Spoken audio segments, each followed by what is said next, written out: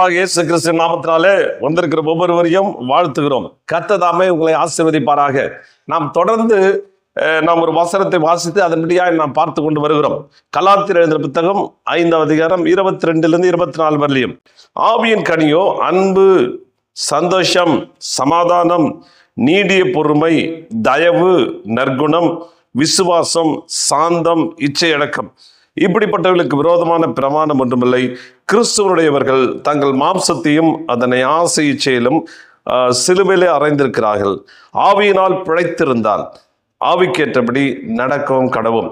இந்த வார்த்தைகளை குறித்து நாம் தொடர்ந்து தியானித்து வருகிறோம். நாம் இந்த ஆவியின் கனியாகிய அன்பு, சந்தோஷம், சமாதானம், நீடிய பொறுமை, தயவு, நற்குணம் இதெல்லாம் நாம் பார்த்துட்டு வந்தோம். ஒவ்வொரு காரியமாய் நாம் பார்த்து கொண்டு வந்தோம். அன்பை குறித்து பார்த்துட்டோம், சந்தோஷமும் பார்த்துட்டோம், சமாதானத்தையும் பார்த்துட்டோம், நீடிய பொறுமை பார்த்துட்டோம், தயவு பார்த்துட்டோம், நற்குணம் பார்த்துட்டோம். இதனாலே விசுவாசம் என்கிற இந்த வார்த்தை குறித்து நாம் தியானிக்க போகிறோம்.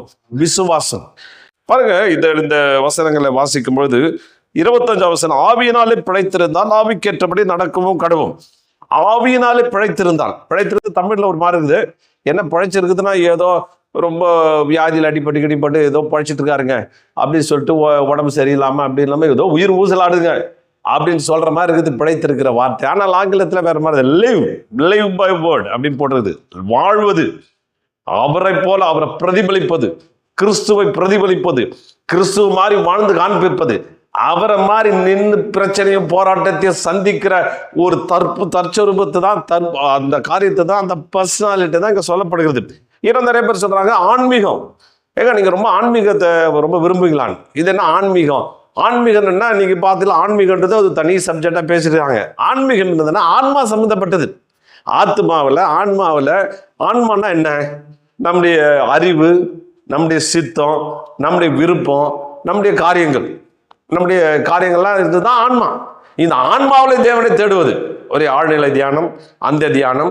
அப்படியே ஆன்மாவில் உள்ள போயிட்டு உணர்ச்சிகள் அடிப்படையில் நம்முடைய ஆன்மாவில் எதையோ உள்ள மறைஞ்சிருக்கிற மாதிரி அதை போய் தேடிக்கிட்டு அதை கண்டுபிடிச்சு அது ஆன்மீகம் அப்படின்னு சொல்லிட்டு இந்த உலகம் சொல்லுகிறது.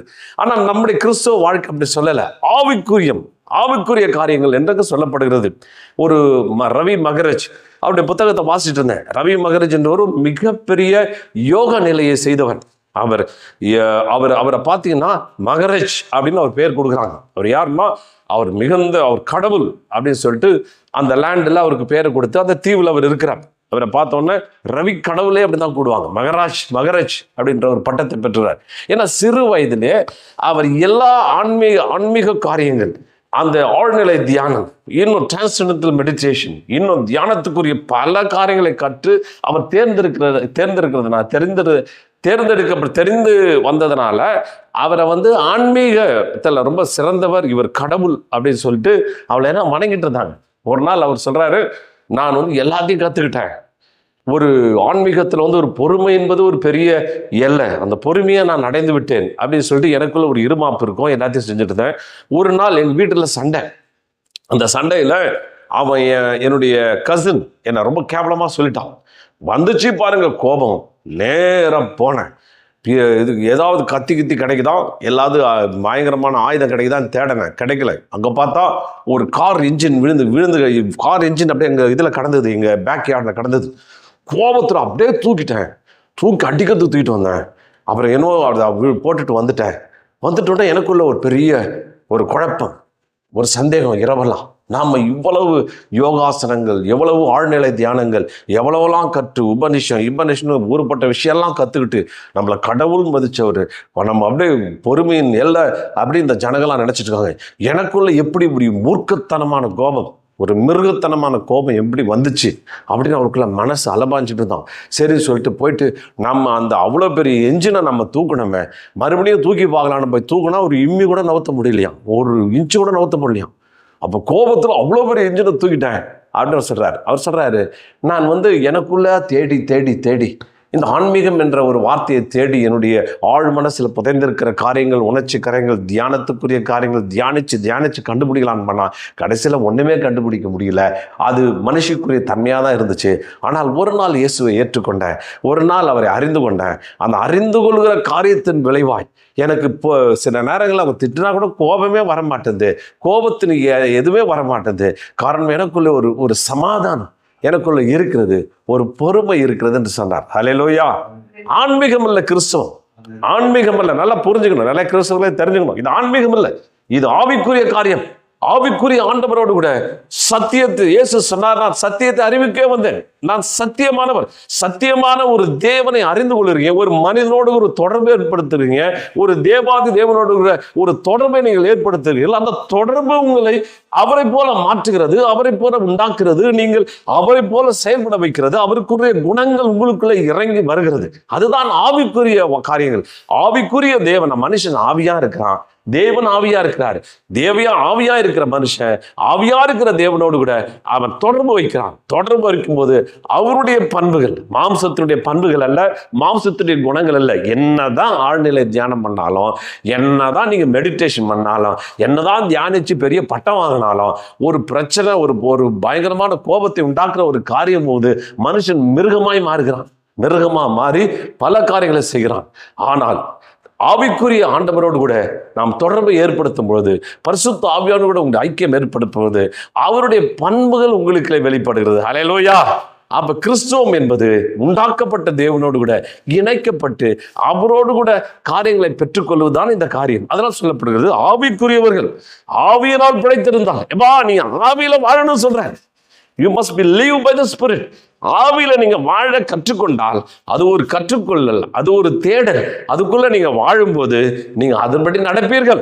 அப்ப பிரச்சனை வந்தா மனுஷத்தை வெளிப்படுத்த மாட்டீங்க, ஆவிக்குரிய தன்மைகளை வெளிப்படுத்துவீங்க அப்படின்னு அங்க சொல்லப்படுறது. live by Spirit அப்படின்னு அந்த காரியங்கள் எல்லாம் அங்க சொல்லப்பட்டிருந்தே பார்க்கிறோம். இன்னும் கூட ஒரு வசனம் வாசிக்கும் பொழுது யோவான் எழுதின புத்தகம் 15வது அதிகாரம் 5வது வசனம், நானே திராட்சை செடி, நீங்கள் கொடிகள். ஒருவன் என்னிலும் நான் அவனிடம் நிலைத்திருந்தால் அவன் மிகுந்த கனிகளை கொடுப்பான். என்னை இல்லாமல் உங்களால் ஒன்றும் செய்யக்கூடாது. இதுல பார்த்தீங்கன்னா நிறைய பேர் எண்ணெய் இல்லாமல் ஒன்று செய்ய, எண்ணெய் இல்லாமல் ஒன்றும் செய்ய முடியாதுன்னா என்ன நினைப்பீங்க? இப்போ அவர் சொல்லி தான் சாப்பிட்றோமா, நம்ம இஷ்டத்துக்கு செய்கிறோம், இஷ்டத்துக்கு காரியத்தை செய்கிறோம், அதை செய்கிறோம், இதை செய்கிறோம், இப்படி பல காரியங்களை செய்கிறோம்.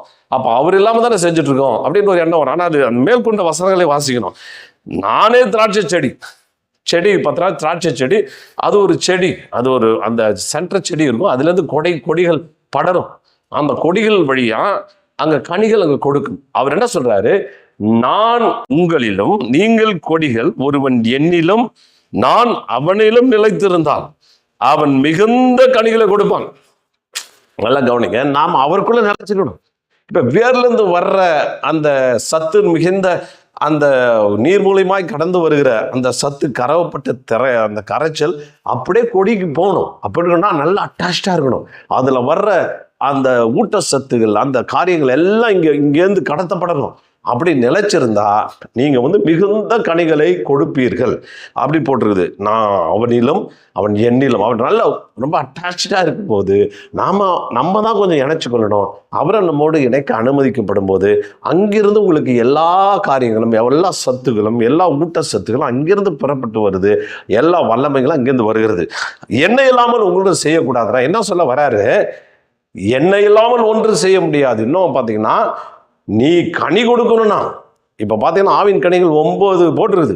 அந்த ஆவின் கனிகள் வரணும்னா, அந்த கனிகள் நீ கொடுக்கணும்னா என்கிட்ட கனெக்ட் ஆகணும்பா. என்ன இல்லாம கனி கொடுக்க முடியாதுன்ற. ஹல்லேலூயா. அவர்கிட்ட அட்டாச்மெண்ட் ஆகலன்னா, அவர்கிட்ட அட்டாச் ஆனா பொறுமை கனி உனக்கு வரவே வராது. ஒரு கனி கூட கொடுக்க முடியாதுன்ற. வேற கனி கொடுப்ப, கசப்பான கனிகளை கொடுப்ப, அது வேற விஷயம். ஆனா இந்த கனிகள், சமாதானம், சந்தோஷம், இச்சையடக்கம், விசுவாசம், அப்படி பல கனிகள் அப்படியே 9 கனிகள் அப்படியே பூத்து குலுகுது. கிறிஸ்டியன் லைஃப் ஒரு மெச்சூரிட்டி நிறைந்த வாழ்க்கை, ஒரு முதிர்ச்சி நிறைந்த வாழ்க்கை எப்படி இருக்கும், ஒரு கிறிஸ்துவன் இப்படித்தான் இருப்பான், ஒரு கிறிஸ்துவனுடைய பண்புகள் இப்படிதான் இருக்குன்னா இந்த 9 கனிகளும் அப்படியே பூத்து குலுங்கணும். அது எப்போ வருது? நீ ஆவியானவரோட கனெக்ட் பண்ணும்போது. ஒரு பெரிய பரிசுத்தம் இப்படி சொல்றாரு, நான் சாதாரணமா இருக்கும்பொழுது எனக்கு தெரியல, ஆவில நிரம்பி நிரம்பி நிரம்பி நிரம்பி ஆவிக்குள்ள ஃபுல் நிரப்புதல் பெற்றுக்கொள்ளும் போது இந்த 9 கனிகளை பார்க்கிறேன். எங்கெல்லாம் ஆவியானவரோட நான் கனெக்ஷன் கட் பண்றானோ, ஆவியானோட தொடர்பு எங்கெல்லாம் எனக்கு கட் ஆகுதோ, அவரோடு கூட இணைக்கப்படலைன்னா உடனே மாம்ச குணம் வெளிப்படுது. இது ஒரு டெம்பரரியா மாறி மாறி வந்துட்டே இருக்குது. ஒருவேளை ஆவியில நிரம்பும் போது நான் இப்படி மாறேன், உடனே 9 கனிகளும் வந்துடுது. ஆவியானவரை நான் கட் பண்ணும்போது ஒரு கனியும் எனக்கு வரல, மாம்சம் தான் வெளிப்படுது அப்படின்னாரு. அப்போ நம்ம தொடர்ந்து தான் தொடர்பு ஏற்படுத்தி கொண்டே இருக்க வேண்டும். தொடர்பு ஏற்படுத்த ஏற்படுத்த ஏற்படுத்த நமக்குள்ள இந்த கனிகள் என்ன செய்கிறது? எல்லாம் அங்கே பூத்து குலுங்குகிறது. அந்த 9 கனிகளும் ஒரே டைம்ல பூக்குறது. ஹல்லேலூயா. சில பேர் கனிக்கு ஒரு பெரிய சப்ஜெக்டே வச்சிருப்பான், 10 வருஷம் ஆகும், 5 வருஷம் ஆகும், கொஞ்சம் கொஞ்சமா கனி வரணும். இல்ல, நீ என்ன கனெக்ட் ஆயிட்டீங்கன்னா போதும், அந்த மகா பெரிய வல்லமையோடு கூட, அந்த ஆவியானவரோட கூட நீங்க இணைக்கப்பட்டா போதும், நிலைத்திருந்தா போதும், அப்படியே ரிமைன் அவரோட கெட்டியா பிடிச்சுனா போதும், அப்படியே கனி கொடுக்கலாம். நிமிஷத்துல அப்படியே மாறுவீங்க. ஆனா விட்டுட்டீங்கன்னா நிமிஷத்துல இந்த சைடும் மாறிடுவீங்க. அப்ப ஆவிக்குள்ள வாழ்வது, அவரோடு சேர்ந்து இணைக்கப்பட்ட ஒரு வாழ்க்கையை நாம் ஏற்படுத்திக் கொள்ள வேண்டும் என்று வாதவசம் சொல்லி பாருங்க. இந்த 9 கனிகள் அப்படி கொடுத்துட்டே வருது. விசுவாசன்ற கனி. விசுவாசம்னா என்ன? நீங்க என்ன சொல்றாங்க? விசுவாசம்னா ஏதோ ஒரு விஷயத்தை நம்பணும், அந்த விஷயம் கிடைக்குன்னு சொல்லி நம்ம உறுதியா நம்பணும், அதையே பிடிச்சிக்கிட்டு இருக்கணும், அப்புறம் ஆண்டவர் கொடுப்பாரு. சரிதான், அது ஒரு விதத்தில் கரெக்ட் தான். ஆனால் விசுவாசம் என்பது ஒரு அற்புதமாய் முழுமை நிறைந்த ஒரு காரியம். ஒரு கிறிஸ்துவனுடைய, ஒரு பரிசுத்த ஆவியானுடைய ஒரு அற்புதமான பண்பு இந்த விசுவாசம். இந்த விசுவாசத்தை குறித்து நான் யோசிச்சுட்டு இருப்பேன். சில காரியங்களே நான் இதை கொஞ்சம் பிரித்து பேசலான்னு விரும்பினேன். பார்த்தீங்கன்னா ஃபெய்த்னா என்ன? FAITH. இங்க பாருங்க, ஃபெய்த் FAITH அப்படின்னு இருக்குது. முதல் வார்த்தை எஃப்னா என்ன? ஃபோக்கஸ். என்ன நம்ம புரிஞ்சதுக்காக சொல்றேன். ஆண்டவர் இதை குறித்து யோசிக்கும் போது திடீர்னு இந்த காரியத்தை ஆண்டவர் எனக்கு போதிச்சார். ஃபெய்த்னா என்ன? முதல்ல 1 2 3 4 5 எழுத்து FAITH. எஃப்னா ஃபோக்கஸ். முதல்ல பார்த்தீங்கன்னா ஃபோக்கஸ்னா என்ன அப்படின்னு பார்த்தோன்னா, பொதுவாக ஃபோக்கஸ் என்பது ஒரு விஷயத்தில் கவனத்தையோ அல்லது ஆற்றலையோ ஒருமுகப்படுத்துவதை குறிக்கிறது. ஆனால் ஒரு சுருக்கெழுத்தாக இது வெற்றி பெறும் வரை ஒரே பாதையை பின்பற்றுதல் அல்லது ஒரு தெளிவான புரிதலை கண்டறிதல் மட்டும் போன்ற சொற்றொடரை குறிக்கலாம். இது ஊக்கமளிப்பதற்காகவோ அல்லது இலக்குகளை முன்னுரிமை அளிப்பதாகவோ வலியுறுத்துவதற்காகவோ பயன்படுத்தப்படுகிறது. இருப்பினும் இதன் முதன்மை பொருள் ஒரு கேமரா லென்ஸ் பொருட்களை தெளிவாக காட்டுவது போல. நல்லா கவனிங்க, ஃபோக்கஸ் வார்த்தை. ஃபெய்த் அப்படின்னா ஃபோக்கஸ் வந்துடும். ஃபோக்கஸ் பண்றது, ஒரு விஷயத்தை கவனமா பார்ப்பது, ஒரு விஷயத்தை உற்று நோக்குவது, ஒரு விஷயத்தை தான் பார்ப்பது, மற்ற விஷயங்கள், அதுதான் ஃபோக்கஸ். இப்போ லென்ஸை பார்த்தீங்கன்னா சூரிய கதிர்கள் அப்படியே அடிச்சுட்டு தான் இருக்குது. ஆனால் ஃபோக்கஸ், அந்த லென்ஸை கொண்டு வந்து வைக்கிறான், ஒரு பேப்பரை கீழே வச்சுட்டு ஒரு பாயிண்ட்ல ஃபோக்கஸ் பண்றான். அதாவது என்னன்னா, அந்த சூரியனிலிருந்து வருகிற அந்த கதிர்களை ஒருமுகப்படுத்துவது, அது அப்படியே கரெக்டா ஒரு பாயிண்ட்ல கொண்டு வருது. ஒரு பாயிண்ட்ல வச்சு அந்த பேப்பரை வச்சு அப்படியே பண்ணும்போது தப்புன்னு பார்த்திக்குது, அப்படியே ஃபயர் ஆகும். ஹல்லேலூயா. ஃபோக்கஸ், அந்த விசுவாசத்துல ஃபோக்கஸ். நீங்க ஆண்டவரை ஃபோக்கஸ் பண்றீங்க. ஃபோக்கஸ் பண்ண சில பேர் சோத்திரம் ஆண்டவரே, ஆமே ஆண்டவரே, அல்ல 1000 சோத்திர பலி முடிஞ்சு போச்சு, கடமை தூக்கி போறதில்லை. Focus, your focus. அப்படியே ஃபோக்கஸ் பண்ணிக்கிட்டே இருக்கிறீங்க, ஒரு பொருளை பார்த்துக்கிட்டே இருக்கிறீங்க, ஆண்டவருடைய வார்த்தைகளை நோக்கி கொண்டே இருக்கிறீங்க. ஃபோக்கஸ் அப்படியே கரெக்டாக ஃபோக்கஸ் பண்ண பண்ண பண்ண பண்ண என்ன, அந்த அந்த நம்முடைய மனதை ஒருமுகப்படுத்துறது, அந்த இலக்கை ஒருமுகப்படுத்துறது, தேவனுடைய வார்த்தைகளை ஒருமுகப்படுத்துறது. அதை ஒரு இடத்துல ஃபோக்கஸ் பண்ணுவது ஒரு ஃபயர் உண்டாகும். ஹல்லேலூயா. அத மாதிரி ஆண்டவரை நீங்க ஃபோக்கஸ் பண்ண கவனத்தெல்லாம், கவன குவிப்பு, கவனம் என்பது வேற, கவன குவிப்பு என்பது வேற. கவன குவிப்பு, அப்படியே கவனத்தை குவிச்சு ஒரு பாயிண்ட்ல கொண்டு வந்து அந்த அந்த இடத்தை அப்படி கொண்டு வந்து ஆண்டவரை நோக்கி நீங்க நிறுத்தீங்கன்னா திடீர்னு உங்களுக்குள்ள இருதயத்துல ஃபயர் பிடிச்சிக்கும். ஹல்லேலூயா. ஃபயர், உங்களுக்கு ஒரு அக்கினி உங்களுக்குள்ள பற்ற வைக்கப்படும். உங்களுடைய இருதயம் மனம் கொள்ளும், உங்களுடைய இருதயம் ஒரு பெரிய நன்மைகளை பெற்றுக்கொள்ளும். நிறைய இடங்கள்ல பார்த்தீங்கன்னா ஒரு வசனத்தை உடனே ஃபோக்கஸ் பண்றாங்க, பண்ண பண்ண பண்ண திரும்ப பண்ண, மனதை ஒரு இடத்துல நிலைத்து வைத்து வேற எதையும் நம்ம கான்சன்ட்ரேட் பண்ண முடியாதபடி நீங்க வைத்திருந்தா உங்களுக்குள்ள ஃபயர் உண்டாகும். தேவ அக்கினி உங்களுக்குள்ளே கொண்டு வருவார். நீங்கள் பெரிய காரியங்களை செய்கிறவராய் மாறுவீர்கள். இன்னும் கூட பார்த்தீங்கன்னா இந்த ஃபோக்கஸ்ன்ற காரியம் கேமராவில் பயன்படுத்தப்படுது. கேமராவில் பார்த்தீங்கன்னா ஒரு ஆள் தூரத்தில் இருக்குன்னு வச்சுங்க, கேமராவில் எங்கே வேணால் எதை வேணால் ஃபோக்கஸ் பண்ணலாம். ஒரு பொருளையும் ஒரு சிறிய காரியத்தையும் ஃபோக்கஸ் பண்ணலாம். கரெக்டாக ஃபோக்கஸ் பண்ணுறாங்க. அப்படியே பிளர்ராக இருக்குது, முதல்ல அப்படி ஒன்றும் தெரியாத மாதிரி இருக்குது. கரெக்டாக வேண்டிய ஆப்ஜெக்டை மட்டும் கரெக்டாக ஃபோக்கஸ் பண்ணுறீங்க. ஃபோக்கஸ் பண்ண ஒரு பாயிண்டில் அது ஃபோக்கஸ் பெருசாக கரெக்டாக கிளாரிட்டியாக தெரிஞ்சுன்னா அதில் இருந்துச்சு அவங்க ஃபோட்டோ எடுப்பாங்க. அதே மாதிரி தான் நம்ம மனசுங்க. நீங்கள் எதை ஃபோக்கஸ் பண்ணுறீங்களோ அந்த பக்கம் அந்த மனசு போகும். அந்த ஒரு பாயிண்டில் ஃபோக்கஸ் பண்ணுங்க. இன்றைக்கி நிறைய பேருக்கு வாக்குத்தத்தம் கொடுக்கப்பட்டிருக்குது. வாக்குத்தத்தம் வாங்கிட்டாங்க, கொடுத்துட்டாங்க, இடத்துல போய் மாட்டிட்டாங்க. எப்போ நடக்குதோ தெரியல, என்னைக்கு நடக்குதோ தெரியல, எப்போ வருமோ தெரியல அப்படின்னு ஒரு மனப்பண்போடு இருந்தீங்கன்னா அது இல்லை. அந்த வாக்குத்தத்தத்தை குறித்து தானே உங்கள் எண்ண குவிப்பு, உங்களுடைய கவன குவிப்பை நீங்கள் வைக்கணும். எப்படி கேமராவில் வைக்கிற ஆப்ஜெக்ட் வந்து கிளியராக இருக்கும், மற்றதெல்லாம் பிளர்ராக இருக்கும். நீங்கள் எடுத்து பார்த்தா தெரியும், மற்றெல்லாம் ஒரு மாதிரி ஷேடியாக இருக்கும். நீங்கள் பார்க்கறது மட்டும் தெளிவாக நிற்கும். அந்த மாதிரி ஃபெய்த்தோட ஒரு அம்சம் என்னன்னா, நீங்கள் பார்க்குற அந்த ஆப்ஜெக்ட் சரியாக கிளியராக தெளிவாக இருக்கணும். இது குறித்து ரோமர் ஆபிரகாம் பார்த்தீங்கன்னா, அவன் விசுவாச தந்தை. விசுவாசத்தில் அவன் தான் நமக்கு எல்லாத்தையும் கைடு. அவனை ஏன் 100 வயசுல கொடுத்தான்னா, இந்த விசுவாசத்தை கற்றுத்தரும்படி, அவர் நமக்கு கற்றுத்தரும்படி, நமக்கு அவனுடைய அந்த அந்த காரியங்கள், அவனுடைய குணங்கள், அந்த விசுவாசத்துடைய குணங்களை பார்த்தீங்கன்னா எல்லாம் அவனுக்கு பொருந்தது. உன் சந்ததி இவ்வளவா இருக்கும் சொல்லப்பட்டபடி பாருங்க 4:18 உன் சந்ததி இவ்வளவா இருக்கும் என்று சொல்லப்பட்டபடியே தான் அநேக ஜாதிகளுக்கு தகப்பனாவதற்கு நம்புவதற்கு ஏதுவில்லாது இருந்தும் அதை நம்பிக்கையோடு விசுவாசித்தான். அவன் விசுவாசத்திலே பலவீனமாய் இருக்கவில்லை. அவன் 100 வயதுள்ளானாய் இருக்கும் பொழுது தரீரம் செத்து போனதும் சாராளுடைய கர்ப்பம் செத்து போனதையும் என்னாதிருந்தான். பாருங்க, நல்லா கவனிங்க. ஆண்டவர் ஒரு வாக்குத்தத்தம் கொடுக்குறார். 99 வயசுல வாக்குத்தத்தம் கொடுக்குறார். எப்பா அவர் பாட்டு பேசிட்டே போகிறார். ஆதியாகமம் 17 பார்த்தீங்கன்னா, சந்ததி வரும், சந்ததியில் ராஜாக்கள் வரும், அது வரும், இது வரும். அவர் பாட்டு ஃபுல்லாக அந்த விசுவாசத்தை பேசிட்டே வர்றார். உனக்கு ஒரு குழந்தை பிறக்கும், அந்த குழந்தை பெருசாகவும் சந்ததியாக போகும், அது மணலத்தனையாக இருக்கும், அதில் ராஜாக்கள் வருவாங்க. அவர் பாட்டு சொல்லிகிட்டே போகிறார். அந்த 17 அதிகம் ஆச்சுன்னா இவன் என்ன பண்ணுறான், இவன் சிரிக்கிறான். ஆண்டவரே என்ன இப்படி நான் சொல்கிறீங்கன்னே தெரியல, குழந்தையே இல்லை, இவர் என்னடா நான் வம்சத்தை பற்றி பேசுகிறாரு அப்படின்றான். என்ன அவர் வாக்குத்தத்தம் பண்ணுறாரு, இல்லைடா உனக்கு குழந்தை பிறக்கும், உற்பத்தி காலகட்டத்தில் உனக்கு குழந்தை பிறக்கும் அப்படின்னு ஒன்று. இவன் என்ன பண்ணுறான், ஃபோக்கஸ் பண்ணுறான். முதல்ல நான் ஃபோக்கஸ் பண்ணுறது பார்த்தீங்கன்னா 100 வயது ஆயிடுச்சே, சாரால் கர்ப்பம் செத்து போச்சே, அதுதான் அவனு சொல்கிறான். இது செத்து போச்சே, இது உலகம் நடக்குது கிடையாது, உலகத்தில் இப்படிலாம் நடக்கலையே, உலகத்தில் இப்படிலாம் ஒரு சம்பவம் நடந்த மாதிரி தெரியவே இல்லையே, இப்போ புதுசாக சொல்கிறீங்களா, இதுதான் நியதி, மெடிக்கல் சயின்ஸ் இதுதான் சொல்லுது. 99 வயசுல முடிஞ்சு போச்சு, எல்லாம் அவளுக்கும் முடிஞ்சு போச்சு. அப்போ எப்படி? அப்போ இவர் சொன்னார் வார்த்தை சொன்ன உடனே அவன் ஃபோக்கஸ் பண்ணுறான். நல்லா கவனிங்க, இவர் யாரு, சொன்னவர் யாரு? Is a creator. அவர் இல்லாததை இருக்கிறவாய் அழைக்கிறவன், அவர் எதையும் செய்கிறவன், அவர் விசுவாசத்தை அவர் நம்ம கற்றுக் கொடுக்கிறார். ஃபோக்கஸ் பண்ணுறான் பாருங்க. அந்த ஃபோக்கஸ் பண்ண எங்க ஆண்டவர் உங்களுக்கு ஒரு வாக்குத்தத்தம் கொடுத்தானா, அந்த வாக்குத்தத்தை முழு கவனம் செலுத்திங்கன்னா மற்றதெல்லாம் யோசிக்க மாட்டீங்க. எப்படி ஒரு லென்ஸ் வந்து ஒரு விஷயத்தை தெளிவாக பார்த்துச்சுன்னா மற்றது தெளிவில்லாமல் பார்க்குமோ, அதுபோல என்ன குவிப்பு, கவன குவிப்பு, இதுதான் அப்படின்னு யோசிக்க அதை குறித்து யோசிக்க மற்றதெல்லாம் மறந்து போயிட்டான். இவன் வயசானதை மறந்துட்டான், இவனுக்கு அவன் பொண்டாட்டி வயசானதே மறந்துட்டான், இவனுக்கு எல்லாமே மறந்து போச்சு. இவர் கொடுப்பாரு, இவர் சொல்லிட்டாரு எனக்கு நடக்கும் அப்படின்னு சொல்லி அந்த இது மறந்தே போயிட்டான். நல்லா கவனிங்க, ஒரு விஷயத்தை ஒரு வாக்குத்தத்தத்தை ஆண்டவருக்கு வாக்கு பண்ணியிருக்கேன்னா தொடர்ந்து உற்று நோக்கி கொண்டே இருங்க, தொடர்ந்து பார்த்துக்கிட்டே இருங்க, தொடர்ந்து உங்க கவனத்தை குவித்து கொண்டே இருங்க. வேற எதையும் கவனத்தை சிதற விடாதீங்க.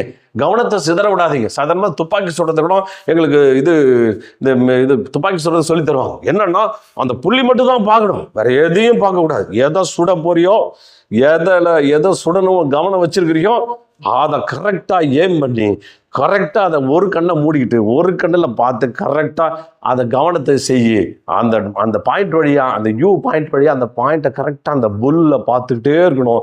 அதை கரெக்ட் பண்ணணும். கை ஆட்டங்கட்டெல்லாம் இருக்கக்கூடாது. அது நடுக்கெல்லாம் நின்றுட்ட உடனே டக்குன்னு ஷூட் பண்ணால் அந்த புல்லில் கரெக்டாக அந்த கருப்பு புள்ளியில் விடும் அப்படின்னா. அப்போ அந்த ஃபோக்கஸ், இன்னைக்கு நிறைய பேர் ஃபோக்கஸ் கிடையாது. இதை பார்க்கறது, அதை பார்க்கறது, அங்கே பார்க்கறது, இங்கே ஏங்க சொல்லிட்டாரு, போட்டு புலம்பி தள்ளுறது. அப்படின்னா உங்களுடைய ஃபோக்கஸ் சரியில்லைன்னு தான் அர்த்தம்.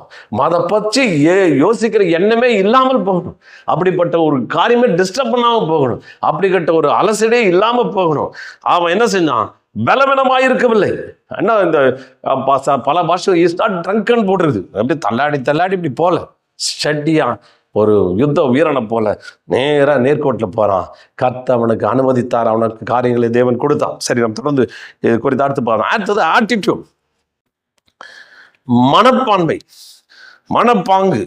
இது குறித்து சொல்லும் பொழுது 3 முக்கிய வகைகள்: அறிவாற்றல், உணர்ச்சி, செயல்படுதல். அறிவாற்றல் நம்முடைய அறிவு, ஆட்டிடியூட் கரெக்டாக இருக்கும். ஒருத்தருக்கு அறிவு ஒரு மாதிரி இருக்கும், ஆட்டிடியூட் சில பேர் பார்த்தீங்கன்னா ஆட்டிடியூடே நல்லா இருக்காது. ஆட்டிடியூட் காமிக்கிற அப்படின்னு நெகட்டிவாக போகிறது. உணர்ச்சி, கோபம், மற்ற பலவிதமான உணர்வுகளுக்கு நேராக என்ன செய்யறது? அவர் விட்டு கொடுப்பது. ஆட்டிடியூட் வந்து ரொம்ப மிக முக்கியம். ஒரு விஷயத்தை நீங்கள் பார்க்குறீங்க, அறிவாற்றல், உங்கள் அறிவு அதை காமிக்குது, இதை பெற்றுக்கொள்ளுன்னு தெரியுது. 2வது உங்களுடைய உணர்ச்சி, எப்படிப்பட்ட உணர்ச்சியை நீங்கள் உடையவர்களாக இருக்கிறீர்கள். 3வது அதற்கேற்ற விதத்தில் நடப்பது. ஹல்லேலூயா. இதை மறுபடியும் ஆபிரகாம் தான் கொண்டு வரும். ஏன்னா அவர் தான் சிறந்த உதாரணம், ரொம்ப அற்புதமான உதாரணம். ஆண்டவர் இதெல்லாம் எப்போ ரோமரில் வாசிக்கிறார், எப்போ அது அவனுக்காக வச்சில்ல, உனக்கு சொல்லிக் கொடுக்கறதுக்காக அவனை ஏற்படுத்தியிருக்கிறாரு. அதை பாரு, அவனை பாரு. அப்போ பாருங்க, அவன் ரோமர் மறுபடியும் வருது. அவன் தேவன் வாக்குத்தத்தம் பண்ணி நிறைவேற்ற வல்லவர் இருக்கிறான் என்று விசுவாசத்தில் முழு நிச்சயமா நம்பி மகிமைப்படுத்தி விசுவாசத்தில் வல்லவனானான். அது அவனுக்கு நீதியா எண்ணப்பட்டது. இதுல மறுபடியும் பாருங்க, வாக்குத்தத்தம் பண்ணப்பட்டதை நிறைவேற்ற சொன்னது யாரு? ஹல்லேலூயா. இப்ப நம்ம ஒரு தகப்பன் பிள்ளைய பார்த்துட்டே, கவலைப்படாதடா, உனக்கு பைக் வாங்கி தரேன்டான்னா புள்ளனா இவரு என்னத்தை வாங்கி தருவாரு? ஏற்கனவே 2 வாட்டி சொன்னாரு, இவருக்கு செய்யவே இல்லை. இதை மட்டும் இவருடைய எது கெப்பாசிட்டி இல்லை, அவருக்கு கெப்பாசிட்டி இல்லை, அப்பாவுக்கு கெப்பாசிட்டி இல்லை. ஆமாம், அவருக்கு பாவம் மாலை சம்பளம் வாங்குறாரு, சொல்றதை நிறைவேற்ற முடியல, கஷ்டப்படுற. இவருடைய கெப்பாசிட்டி வல்லமை அப்படின்னா that is capacity of a person. ஆண்டவர் வாக்குத்தத்தம் பண்ண யார் சொன்னது? கிரியேட்டர், வாக்குத்தத்தம் பண்ணினவர். அவர் வந்து வல்லவர், அவருக்கு வல்லமை இருக்குது. என் ஏஜை ரிவர்ஸ் பண்ணதுக்கு வல்லமை இருக்குது, என்னுடைய காரியத்தை ரிவர்ஸ் பண்ணதுக்கு வல்லமை இருக்குது, மறுபடியும் ஆல்டர் பண்றதுக்கு ஒரு வல்லமை இருக்குது, ஆர்கனை புதுப்பிக்கக்கூடிய வல்லமை இருக்குது, என்னுடைய சரீரத்தை புதுப்பிக்கக்கூடிய வல்லமை அவருக்குள்ள இருக்குது. ஆனா அந்த வல்லமை என்ன செய்யும்? அதை முழு நிச்சயமா நம்புறான். ஒண்ணு தெரியுமா உங்களுக்கு? நீங்க வந்து எங்க சொன்னாரு நிறைவேற்றா, அப்புறம் இவருக்கும் வல்லமை இல்லைன்னு நீங்க சொல்றீங்க. அவருக்கு என்னமோ அதிகாரம் இல்லை, வல்லமை இல்லை, அவர் சும்மா சொல்லிட்டாரு, சமயத்தில் நிறைவேற்றம் போடுவார் அப்படின்னு நீங்க விசுவாசிக்கிறது வந்து விசுவாசம் கிடையாது. முதல்ல ஆட்டிடியூட் சரியா இருக்கணும், முதல்ல நம்பணும். 2வது உணர்ச்சி பூர்வமாக வெளிப்படுத்தணும். புலம்பிக்கிட்டு குழப்பிக்கிட்டு எதை சொல்லிக்கிட்டு பிதற்றிட்டு இருந்தீங்கன்னா அப்போ உணர்வுகள் சரியா வரலன்னு அர்த்தம். இங்க பாருங்க, ஆபிரகாம் முதல்ல பார்த்தீங்கன்னா நம்புறான். இதுதான் நம்பிக்கை, ஆட்டிடியூட். நம்பிக்கை சரியா இருக்குது. 2வது காரியம், அவன் என்ன செய்யறான்? இந்த முழு நிச்சயமான உணர்ச்சி, உணர்தல் அப்படின்னு அர்த்தம். It's a feeling, heart feeling. அவன் முழு நிச்சயமா நம்பி தேவனை மகிமைப்படுத்தி பாருங்க. விசுவாசன்றது அப்படியே ஒரு பொட்டலை கட்டி டொப்புன்னு ஆபிரகாமுக்கு அவருக்கு விசுவாசம் தந்தாங்க, ஒரு எக்கச்சக்கமாக கொடுத்துருவோன்னு அள்ளி அவனுக்கு கொடுக்குறது கிடையாது. எடுத்தவொடனே இவர் பாவம், ரொம்ப பாவம், கஷ்டப்படுறாரு, விசுவாசம் அப்படியே எடுத்து இந்தாடா ஒரு பொட்டலமாக வச்சு உள்ள வச்சு சொல்ல அப்படி சொல்லலை. ஆபிரகாம் போகிறதுல பலவீனமா தான் இருந்தான். அவன் என்ன செய்யறான்? விசுவாசத்துல வல்லமை உள்ளவனாய் மாறுகிறான். அப்ப ஃபெய்த் ஸ்டார்ட் பண்ணும்போது ஒரு பாயிண்ட்ல தான் ஆரம்பிக்கும், ஒரு சின்ன பாயிண்ட்ல தான் பறிக்கும். அது விசுவாசத்தை நடப்பிக்கக்கூடிய, அவன் வாழ்க்கையை மாற்றக்கூடிய, தேவனுடைய வாக்குத்தத்தத்தை நிறைவேற்றக்கூடிய ஒரு வல்லமை உன்னிலிருந்து புறப்படும்படி அவர் விரும்புகிறார். இவன் என்ன செஞ்சான்? தேவனை மகிமைப்படுத்துதல் அப்படின்னா அந்த கிரேக் வார்த்தை டோக்ஸா அப்படின்னு ஒரு பதம். அதை ஆராய்ச்சி பார்த்தா எனக்கு ரொம்ப ஆச்சரியமா இருந்தது. டோக்ஸா அப்படின்னா என்னன்னா, அதை வந்து அவருடைய காரியத்தை விலை மதிப்பீடு செய்வது, தேவனை மதிப்பீடு செய்வது, தேவன் எப்படிப்பட்டவனை மதிப்பீடு செய்வது டோக்ஸா. இப்போ எனக்கு தொழில் சம்பந்தமாக சொன்னீங்கன்னா எஸ்டிமேட்டிங் தான் ஒரு காரியம். இப்போ பில்டிங்கை பார்த்தா எஸ்டிமேட் பண்ணணும், இது இவ்வளோ ஆகும், அவ்வளோ ஆகும், இவ்வளோ 10 லட்சம் ஆகும் அப்படின்னு எஸ்டிமேட் பண்ணுறது. அப்போ டோக்ஸான்றது என்னன்னா அவருடைய கெப்பாசிட்டியை எஸ்டிமேட் பண்ணுறது. ஹல்லேலூயா. எப்படிலாம் இவர் செய்யறாரா, எப்படிப்பட்ட வல்லமை உள்ளவர்றா, எப்படிப்பட்ட கிருபை உள்ளவர்றா அப்படின்னு சொல்லிட்டு அந்த மகிமைப்படுத்துதல் அப்படி நான் உணர்வு பூர்வமா ஐயோ வியக்கிறது. ஆச்சரியப்படுறது, அப்படியே சந்தோஷப்படுறது. ஐயோ இவருடைய கெப்பாசிட்டி இவ்வளவு. நீங்கள் பாரு, நான் இந்த கூட ஃபிஷ் அக்வேரியம்லாம் பண்ண எவ்வளோ எத்தனை வகையான ஃபிஷ்ஷுகள், எத்தனை வகையான காரியங்கள் ஆண்டவர் ஆரம்பிச்சிருக்காரு. இந்த இது கார்டனை பார்த்தீங்கன்னா எத்தனை புது புது செடி, எவ்வளோ டிசைன், எவ்வளோ அழகு, என்ன மாதிரி அதை யோசிச்சிருக்காரு. Is a master architect. யோசிக்கவே முடியல. அப்போ எண்ணி எண்ணி அதுக்குள்ள இது பண்ணி உணர்ச்சி பூர்வமா, ஐயோ இவ்வளவு பெரியவரா, இவ்வளவு பெரியவரா, இவ்வளவு பெரிய ஆண்டவரா, நன்றி ஆண்டவரே அப்படின்னு சொல்லி புலகாய்ங்க அடையிறது, ஆச்சரியப்படுறது, எக்ஸ்ட்ரீம் இதுக்குள்ள போறது. அவன் பேதுரு சொல்லும்பொழுது இவ்வளோ பெரிய மீன் பிடிச்ச உடனே பிரமித்து போனான். பிரமிப்பு உண்டாகுது, பிரம்மச்சிடிக்கிறது. அப்போ அவர் ஆராயுங்க, வேதத்தை படிச்சு அந்த உலகத்து காரியங்கள்லாம் ஆராய அவனுக்கு பிரமிப்பு உண்டாகிறது. இப்படி எஸ்டிமேட் போட்டுருது. இன்னொன்று ஹானர் பண்ணுறது என்னன்னா, கொடுக்கறதுக்கு முன்னாடி ஆண்டவரே எனக்கு போய் இவ்வளவு திரளான சந்ததியை கொடுக்குறீங்களே, எனக்கு போய் இவ்வளவு காரியங்களை கொடுக்குறீங்க, 100 வயசு ஆளுக்கு பிள்ளை பேர் எவ்வளோனாலையும் நடக்க முடியாத காரியங்கள் என் மூலமாக நடக்க வைக்கிறீங்களே, எனக்கு ஒரு குழந்தையை பெருக்கும்படி வைக்கிறீங்களே, என் மனைவிக்கும் இப்படிப்பட்ட காரியத்தை உண்டாக்க போறீங்களே, நீர் எவ்வளவு பெரிய தேவன், உங்களால் இதெல்லாம் ஈஸியாக முடியுமே அப்படின்னு சொல்லி நினச்சி அவ உள்ள போகிறது. சாரால் கூட அவர் சொல்கிறா, இது எப்படி ஆகும் அப்படின்னு சாரால் கேட்கும்போது ஆண்டவர் சொல்கிறாரு, இது தேவனால் கூடாத காரியம் ஒன்று உண்டான்னு தமிழில் போட்டுருது. ஆனால் English is anything hard for the lord. கர்த்தரால செய்ய முடியாத கடினமான காரியம் ஒன்று உண்டா? ஏமா கடினமே கிடையாது, அவருக்கு எல்லாமே ஈஸியா.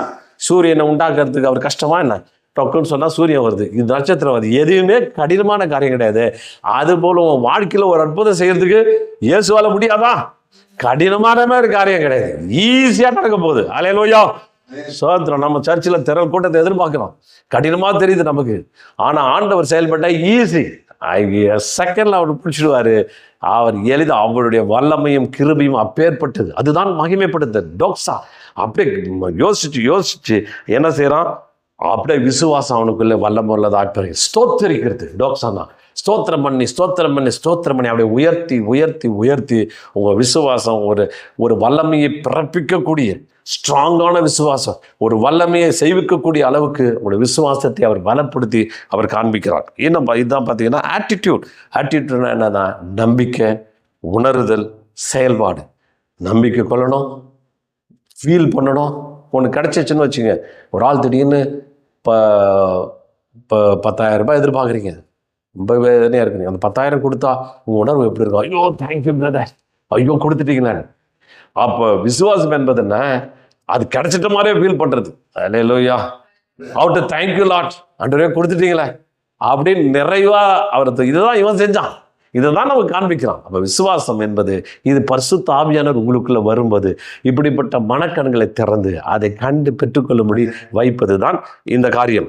அதுக்கடுத்து பார்த்தீங்கன்னா ஐடென்டிட்டி என்னன்னா, ஃபெய்த் பார்த்தோம், எஃப் பார்த்தோம், ஏ பார்த்தோம், ஐ பார்த்தோம். ஐடென்டிட்டி அப்படின்னா அடையாளம். உங்கள் அடையாளம் என்ன?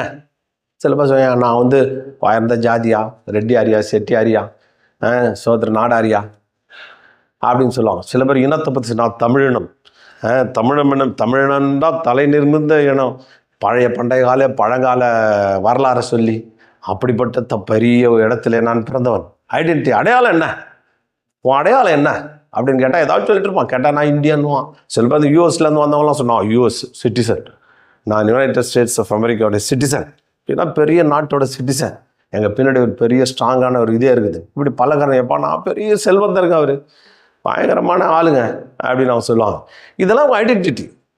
அப்படி இல்லை. ஃபெய்த்ன்றது ஐடென்டிட்டின்னா தேவனோடு உள்ள உங்களை உணர்வு தான் மிகப்பெரிய ஒரு வாட்சியம்.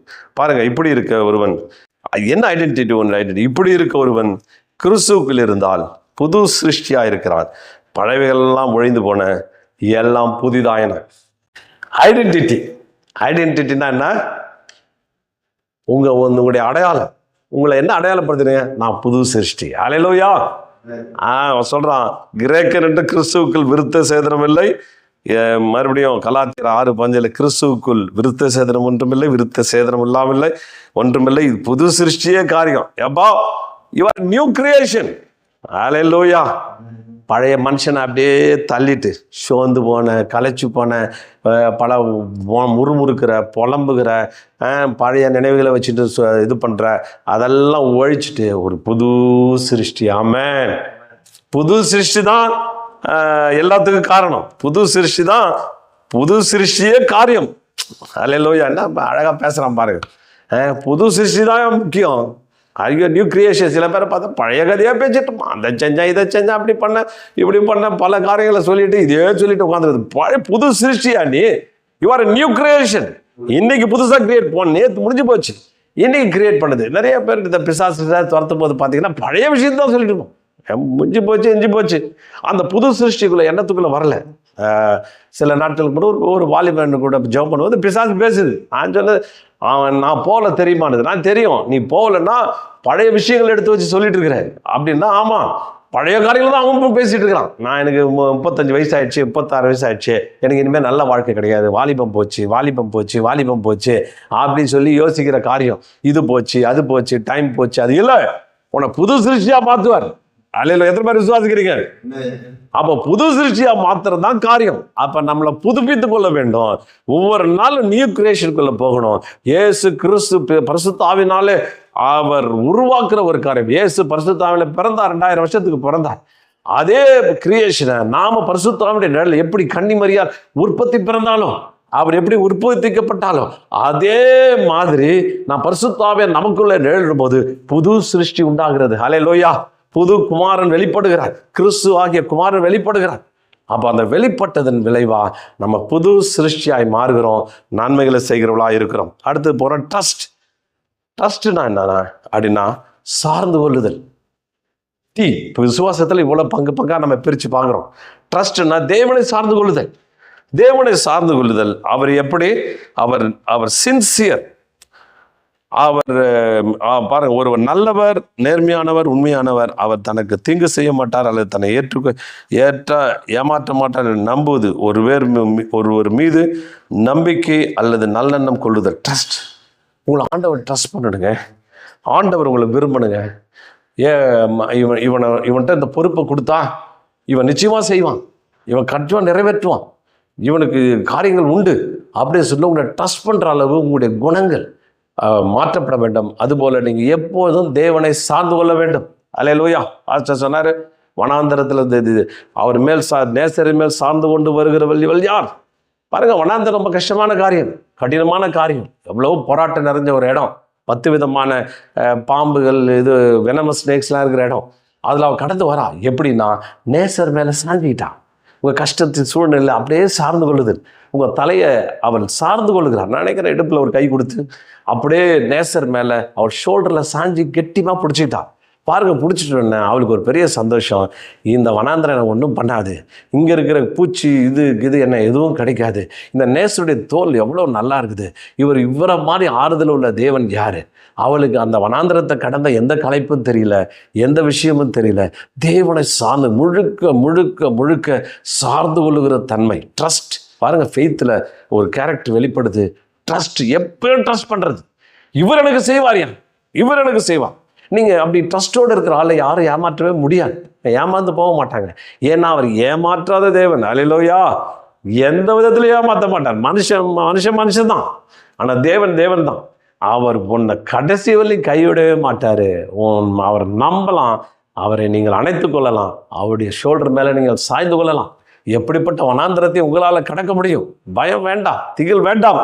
தேவன் உங்களை சார்ந்து கொள்வதாக இருக்கிறார். அடுத்து ஹானஸ்ட், நேர்மை. இந்த நேர்மதை குறித்து சொல்லும் பொழுது எபிரேயர் 11:1 விசுவாசத்தினாலே சாராலும் வாக்குத்தத்தம் பண்ணினவர் உண்மையுள்ளவர் என்று எண்ணி அவர் கற்பந்தரிக்க பலனடைந்து வயது செல்லலாயிருந்தும் பிள்ளை பேர் பெற்றார். எங்க ஆபிரகாம் விசுவாசத்தை பேசிட்டு இருக்கீங்க? சாராலும் குறைஞ்சவ கிடையாது. இதோட எனக்கு தெரிஞ்ச ஆபிரகாமோட ரொம்ப கஷ்டமான காரியம் சாரால் தான். ஏன்னா ஒரு கருத்தரிச்சு ஒரு குழந்தைய கொண்டு போய் பெற்றெடுப்பது, அதுவும் அந்த டைம்ல சிசேரியன் ஆப்ரேஷன்லாம் கிடையாது, ஒன்றும் கிடையாது, பயங்கரமான காம்ப்ளிகேட்டட்லாம் ஏரியும். அதில் ஒரு குழந்தையை பெற்றெடுத்து அந்த பிரசவ வழியில் ஒரு 90 வயது ஒரு பெண் குழந்தையை பெற்றுக்கொள்றதுனா, அதுவும் ஒரு வயதானவள் பெற்றுக்கொள்றதுனா சாதாரண விஷயமே கிடையாது. சாதாரணமாக பிரசவ வழி பார்த்தீங்கன்னா வயது பெண்களே ஐயோயோ இது ரொம்ப கஷ்டம், இது மறுபிறப்புன்றான், பிழைச்சி வர்றது அவ்வளோ பெரிய விஷயம். இவன் என்ன பண்ணிட்டா, அந்த ஃபியரே வரல. நான் பிள்ளை பேர் வரும்பொழுது எனக்கு இவ்வளோ பிரச்சனை வரும், காம்ப்ளிகேட்டட் ஆகும், செத்து போயிடுவேன், அந்த இதே இல்லை. தான் பலனடைந்தால், ஏன் நான் வாக்கு தத்தம் பண்ணினவர் உண்மையுள்ள. எப்ப அவர் சொன்னவர் யாரு? தேவாதி தேவன். அவர் எப்படிப்பட்டவர்? நாம ஒண்ணு இல்லாம வந்து இவ்வளவு தூரம் இவ்வளவு திரளான சொத்தை கொடுத்த அவரை நம்பி வந்த அவர் தேவன் எனக்கு ஒரு குழந்தைய தரன்றாரு. அது சூழ்நிலை சரியாட்டாலும் பரவாயில்ல, வயது ஒத்து வரட்டாலும் பரவாயில்ல, பலவீனமா இருந்தாலும் பரவாயில்ல, நான் பெற்றுக்கொள்ள தன்னை தயார்படுத்திக் கொள்வது. அல்லேலூயா. விசுவாசம் என்பது ட்ரஸ்டின் அடிப்படையில் உருவாகிற ஒரு விஷயம், தேவனை சார்ந்து கொள்வதிலே உருவாகிற ஒரு விஷயம். அந்த ட்ரஸ்ட் பண்ணும்போது, இவர் செய்வார் என்று அவரை ட்ரஸ்ட் பண்ணும்போது, அவருக்குள்ள நாம் நிற்கும் பொழுது தேவன் அவளை கருத்தரிக்க பண்ணினார். அற்புதமான ஈசாக்கை பெற்றுக்கொள்ளும் தேவன் உதவி செய்தார். இன்னொரு வசனம் வாசிப்போம். லூக்கா 8:10. நல்ல நிலத்தில் விதைக்கப்பட்ட வசனத்தை கேட்டு அது உண்மையும் நன்மையுமான இருதயத்திலே காத்து பொறுமையுடனே பலன் கொடுக்கிறவர்களாக இருக்கிறார்கள். பாருங்க, இதுல பாத்தீங்கன்னா உண்மை, இந்த ஹானஸ்ட்ன்றது உண்மைன்ற வார்த்தை. உண்மையான ஹார்ட் என்ன தெரியுமா? இதை நான் இன்னொரு சில மொழிபெயர்ப்புல பார்க்கும்போது, கமாண்ட்மெண்ட்ஸ் கொடுக்குற கட்டளை அப்படியே செய்வாயா, எழுது போனா போவாயா, இதை செய்யினா செய்வாயா அப்படின்றதும் ஹானஸ்டா. வேத வசனத்துல கமாண்ட்மெண்ட்டை ஒழுங்கா கேட்கறது, இது செய்யக்கூடாது செய்யக்கூடாது, அது செய்வேனா இதை செய்யதான் செய், அங்க போனா போகாத, இங்க போனா போ அப்படின்னு கட்டளை ஏற்படுத்திக் கொள்கிற மனப்பக்குவம். ஏன் நல்ல நிலத்தில் விழுந்து உண்மையும் நன்மையுமான இருதயத்துல உண்மை, நான் அந்த கமாண்ட்மெண்ட் அப்படியே ஏற்றுக்கொண்டு நடக்கிறது. இது இந்த பாவக்காரியம் செய்யாதானே செய்ய மாட்டான், இங்க இறங்கி போனா போவான், அதை செய்யினா செய்வான். அதுதான் அந்த வேத வார்த்தையை கேட்டு அப்படியே ட்ரஸ்ட் பண்ணி 4 பேர் ட்ரஸ்ட் பண்ண, சரி இவர் நல்லவருங்க அப்படி நீயும் ட்ரஸ்ட் போடலாம். நீ யார் மேல ட்ரஸ்ட் வச்சிருக்கிறியோ, யாரை ஹானஸ்டா அவர் மேல் நம்பிக்கை வைக்கும் போது நீ ட்ரஸ்ட்ஃபுல் பர்சனா மாறுவ. இருதயத்தில் பொறுமையாய் பலன் கொடுக்கிறவா இருக்கிறார்கள். இன்னும் பார்த்தீங்கன்னா யோவான் 7:18, சுயமாய் பேசுகிறவன் தன் சுய மகிமையை தேடுகிறான், தன்னை அனுப்பினுடைய மகிமையை தேடுகிறவனோ உண்மையுள்ளவருமாய் இருக்கிறான், அவனில் அநீதி இல்லை அப்படின்னு போட்டுருது. என்னாமத்தின் 12:7-8, என் தாசனாகிய மோசே எப்படிப்பட்டவன் அல்ல, என் வீட்டில் எங்கும் அவன் உண்மையுள்ளவனாய் இருக்கிறான், நான் அவனுடன் மறைபொருளாக அல்ல, முகமுகமாய் பிரத்யட்சமாய் பேசுகிறேன், அவன் கர்த்தரின் சாயலை காண்கிறான் அப்படின்னு போட்டிருக்கு. அதாவது மோசே குறித்து, என் வீட்டில் எங்கும் உண்மை உள்ளவன். அவர் எப்போ வீடு கட்டாரு, இவன் எங்கே போயிருந்தான், நம்மளுடைய இருதயம் தாங்க ஒரு வீடு. அந்த இருதயத்தில் ஒரு பாயிண்ட்லேயும் தப்பு இல்லை, உண்மையா இருக்கிறான். அந்த ஹானஸ்ட் தேவன் நம்மிடத்துல ஹானஸ்ட் எதிர்பார்க்கிறார், உண்மையை எதிர்பார்க்கிறார். உண்மையாக இருந்தான், அதனால அவன் மேலே யாரும் கை வைக்க நான் விடமாட்டேன் அப்படின்னு அவர் சொல்லுகிறார். அப்போ இன்னும் பார்த்தீங்கன்னா சுய மகிமையை தேடுறது. உலகத்திலே மிகப்பெரிய திருட்டு என்னன்னா அவருடைய மகிமையை திருடுறது. அல்லேலூயா. சொத்தை திருடுறது, அதெல்லாம் விட்டுடுது. மகிமையை திருடுறது, நான் தான் செஞ்சேன்னு காமிக்கிறது, நான் பெரிய ஆள் மாதிரி காமிக்கிறது, நான் இதை தான் செஞ்சேன் அப்படி இப்படின்னு பெரிய ஆள் மாதிரி காமிச்சு, நான் அதை செஞ்சேன் இதை செய்ய முடியும் எனக்கு கெப்பாசிட்டி காமிக்கிறப்ப, அப்போ சுய மகிமையை தேடுறேன். அதுதான் மிகப்பெரிய திருடு. தேவனுக்கு கொண்டு வந்து அவருக்கு மகிமை உண்டாகணும், அவரை உயர்த்தணும், அவரை கொண்டு செல்லணும், அவரை பல காரியங்களை செய்யணும் அப்படின்னு சொல்லி ஹானஸ்ட். அப்ப விசுவாசத்தினுடைய கடைசி பகுதி, விசுவாசத்துடைய அவருக்கு மகிமை சேர்க்கணும். அப்பதாங்க அந்த விசுவாசம் வேலை செய்யும். இதெல்லாம் ஏன் செய்யறேன்? அவருக்கு மகிமை சேர்க்கணும், அவருக்கு மகிமை கொண்டு வரணும், அவருக்கு நல்ல காரியங்களை கொண்டு வரணும் அப்படின்னு சொல்லிட்டு ஹானஸ்டா ஃபீல் பண்ணி அவன் நம்ம மேல நம்பும்படியாய் வேலை செய்வது தான் இந்த ஹானஸ்ட். அப்போ ஃபெய்த்ன்ற வார்த்தை பார்த்தீங்கன்னா ஒவ்வொரு பகுதி 5 பங்குகளை 5 குணங்களை குறித்து அது சொல்லுகிறது. அதை குறித்து தியானித்தோம். நீங்கள் சரி செய்யுங்கள், நீங்கள் விசுவாசத்தை நிச்சயமாகவே பெற்றுக்கொள்ளுவீர்கள், தேவனை உங்களை உயர்த்துவார். இந்த புதிய வருஷத்தில் நன்மையானவர்களை காணப்போகிறீங்க. நீங்கள் பூத்து குலுங்குகிற ஒரு தோட்டமாய் மாறப்போகிறீர்கள். ஆவியின் கனிகள் கொடுத்து அதை புசிக்கிறவர்கள் கண்டு மகிழும்படியாய், தேவனை உயர்த்தும்படியாய், அவருக்கு மகிமை சேர்க்கும்படியாய் நீங்கள் செயல்படுவீர்கள். கர்த்தர் ஆசீர்வதிப்பாராக, பாதுகாத்துக் கொள்கிறார்கள். ஆமென்.